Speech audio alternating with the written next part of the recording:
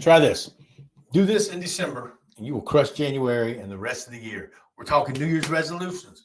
All right, resolutions are just other words, goals. In this video, I'm going to give you 3 coaching tips that you will crush this New Year's resolutions. All right, and this year, get ahead of the rest of the world. Quick secret: we're going to start a little bit early. All right. Many times I've set a goal or resolution and not gotten there. I'm sure you have too. It's just human nature. All right. It's things that we don't normally do. All right. And we're trying to enact our mind, enact our body into doing things that aren't of the norm. We're trying to change the program. All right. We're trying to change habits. All right. Get into new patterns.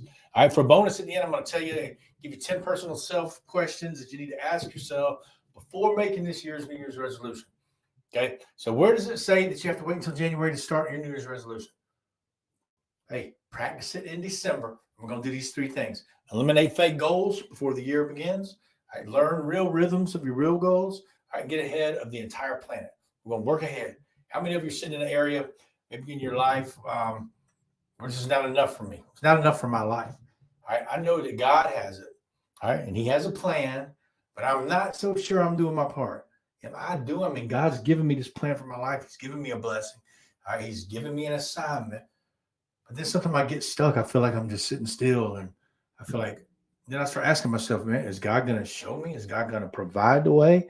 All right. Or should I be doing something else? Maybe I'm not doing my part. Maybe God's opening the door and I'm not seeing it and I'm not stepping through it. Even Jesus tells us, I don't want you to collapse along the way. All right. The funny thing about when we have a great idea is they always seem to be obvious after we find them. All right. You know, when most people plan their resolutions, they plan them the day after Christmas. All right, that's the first time they think about the New Year, sitting around watching the Hallmark Christmas movie. All right, in the background, sipping on a cup of Joe, all right, or tea or coffee in their hand. They scribble down a few goals. All right, and they're like, aren't I supposed to have some goals this time of year? Just kind of a cliche. So they spend about 30 minutes. So you think about how smart it is. We spend traditionally maybe 30 minutes planning our next 365 days.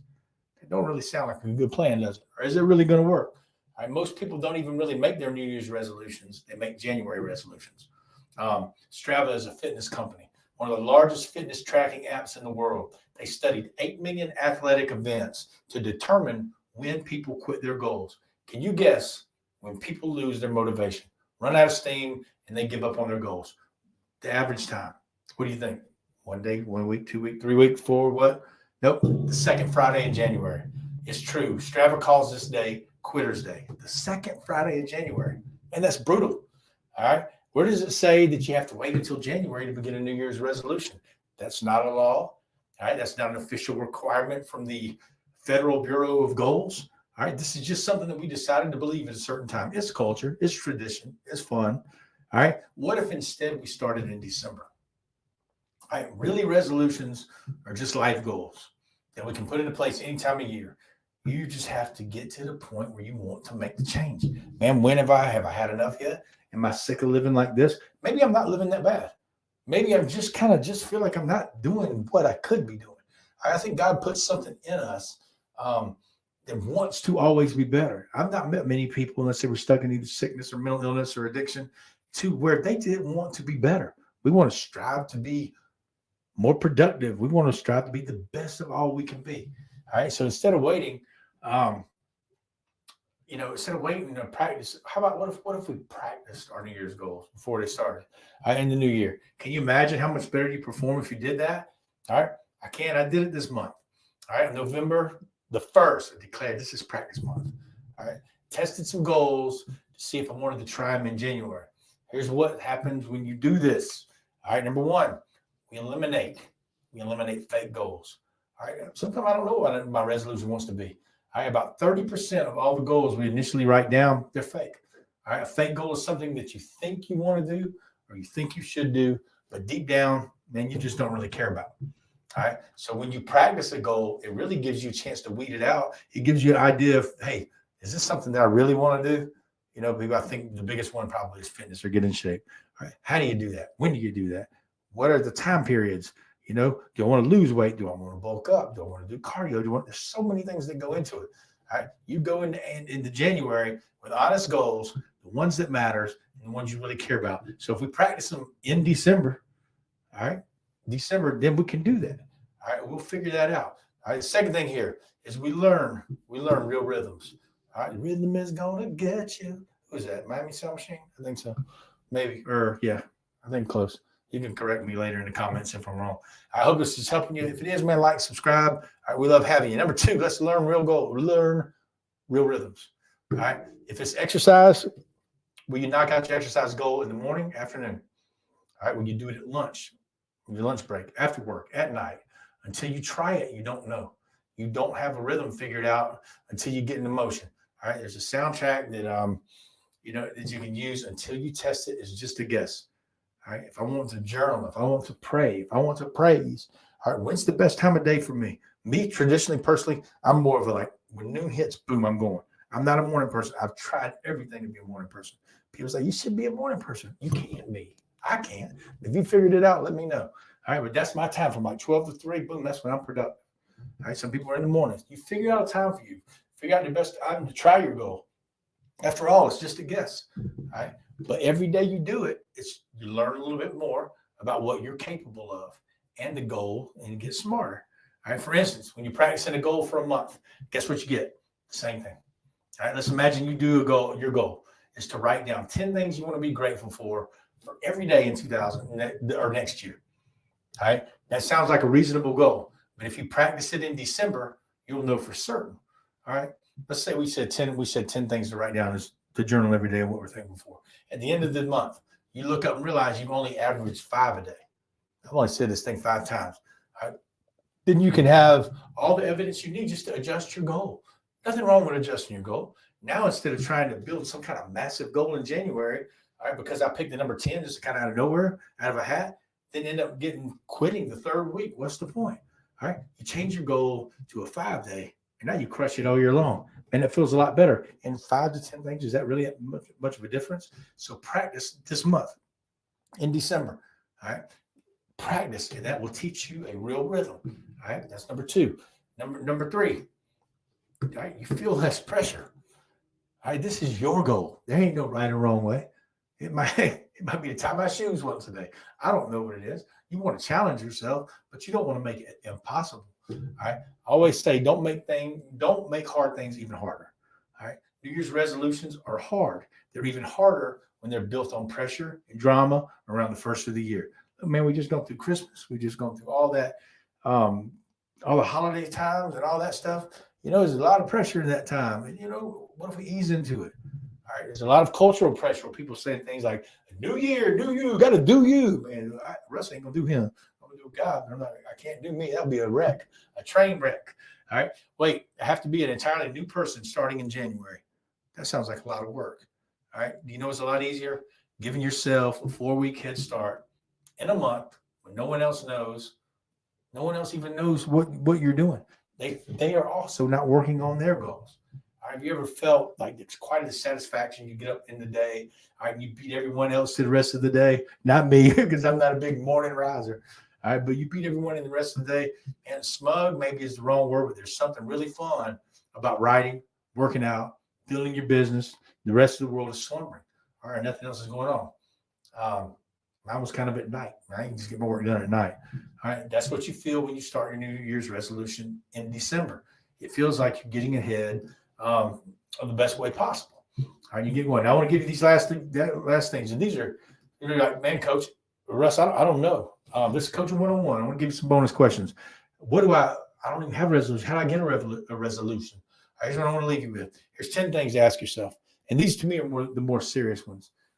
These are ones that I think are the life changers. All right. Number 1, how are my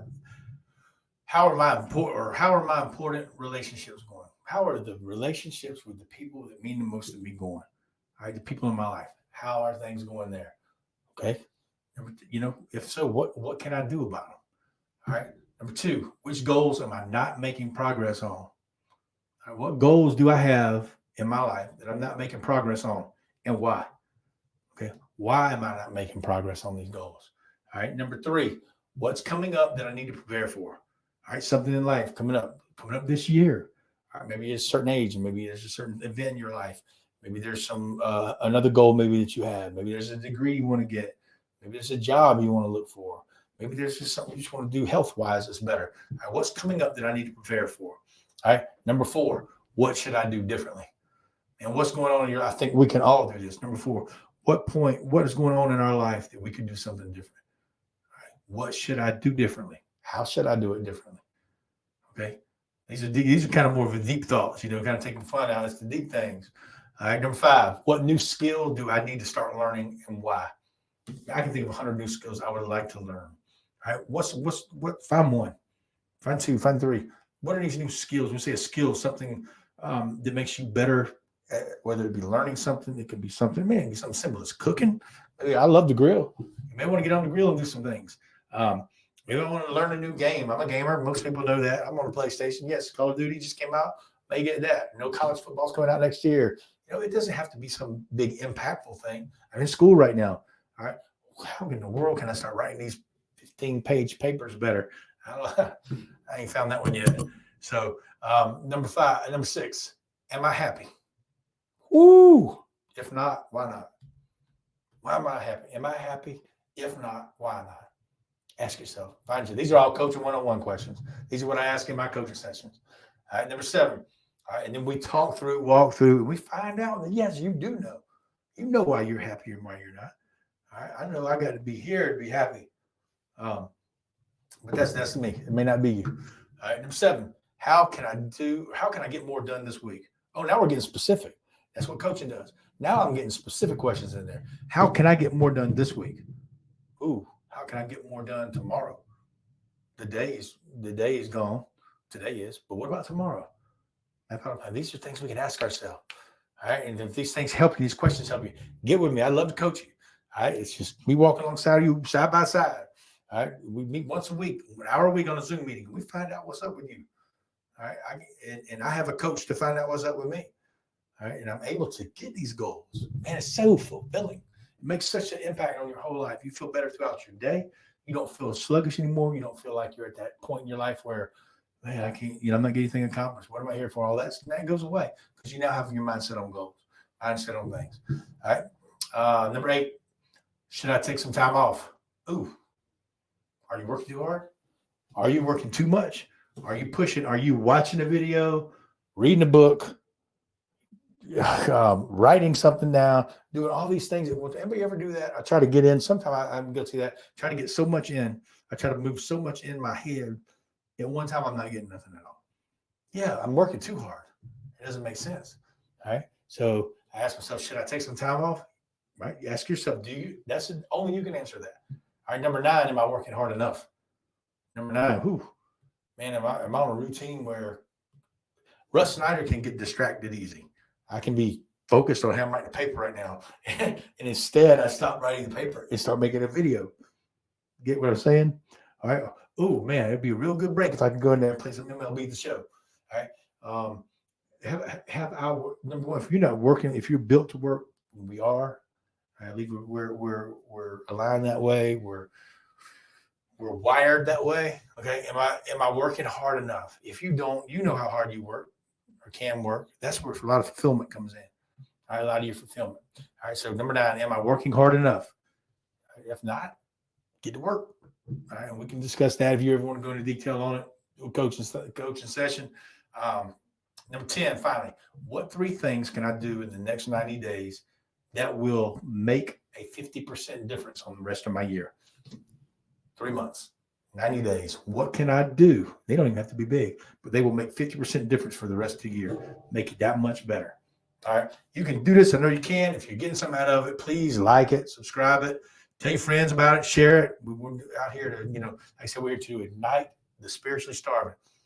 All right. To liberate, breaking chains, man. Hope you're doing well. Hope you had a great Thanksgiving, and love you, and we'll see you soon.